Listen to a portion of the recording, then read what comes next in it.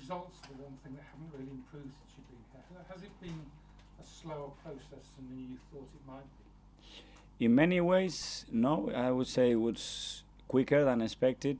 I found out things that obviously I didn't know when I joined and that I had to address.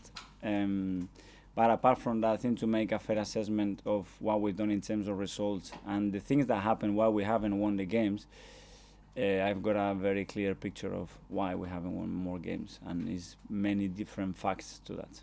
It is quite a worrying run now. You've got 8 points from 7 games since you've been here, and that top 4 is getting further away. You've sort of got to start winning pretty quick now, haven't you? Absolutely. We have that's what I said. The next 2 or 3 weeks is going to dictate how close we're going to be in the last 4 or 5 weeks of the season to challenge for European spots or not.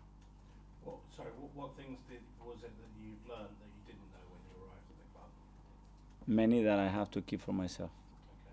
Okay. It's similar to the way that you say that winning is a habit.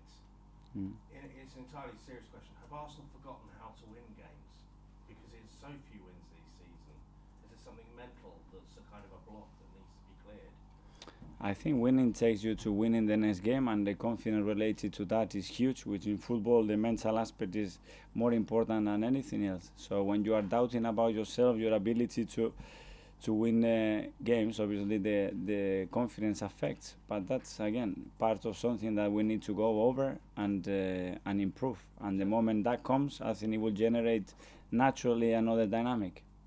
Is there something that only results can change, or can you do things? I think you have to do a lot of things, and you have to do things in training, the messages you send to the players, the messages they send by themselves. It's a lot of things.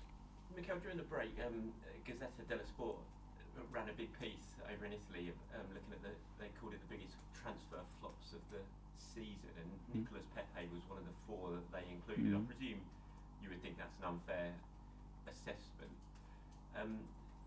What do you think he has to do more of now to sort of shake off that tag that he seems to be getting now?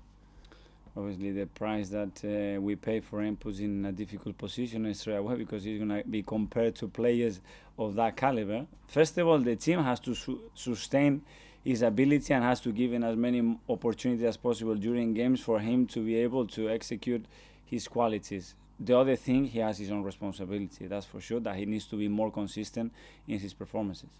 Do you, fans are sort of pinning their hopes on, we'll see the real Nico Pepe next year, because he'll have had a year to adjust to the Premier League. He'll have a full summer, a full pre-season, which he didn't have last time. Do you think we'll see the proper Nico Pepe next year? Well, I hope that we can see him from now to the end of the season, but if you go through the list of top players that have joined this country, how disappointing they were for the first 10, 12 months, and how incredible were for the next 5, I think we could have a massive list here in this country, because it's not easy to adapt to this league, but he's putting the effort and he's willing to do it, and it will come out.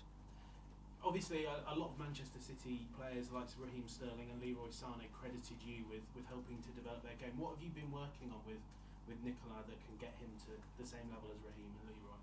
As I said, first of all, they need the right structure behind them for them to be able to provide the moments of quality and the moments of winning games, whether it's assists, goals, dribbles, whatever it is, for them to do that. And afterwards, he needs to have a much clearer picture of the scenarios that are happening in the pitch and why they happen and how he can solve them. And I think he's in the process to that. He hasn't had a lot of consistency in terms of players behind him. Ainsley's played there, Cedric's coming in, and Hector. How important though is it to have that really strong relationship on the right flank there? Yeah, and the consistency of games as well. He hasn't played 10, 15 games in a row, which is a massive thing for a player in those positions, which is the more difficult ones to do in the pitch, to try to make that impact in games. But as well, he needs to earn that with his performances.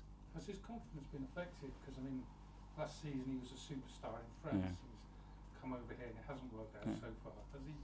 Has he been struggling a bit mentally? That's part of the adaptation for sure, because he was in France and he was one of the biggest stars in the league. He made an incredible year. He comes here and a lot of people here didn't even know him, and you pay that price tag. So for him to put his brain into this picture as well and solve all this is not easy. And he's a really young player.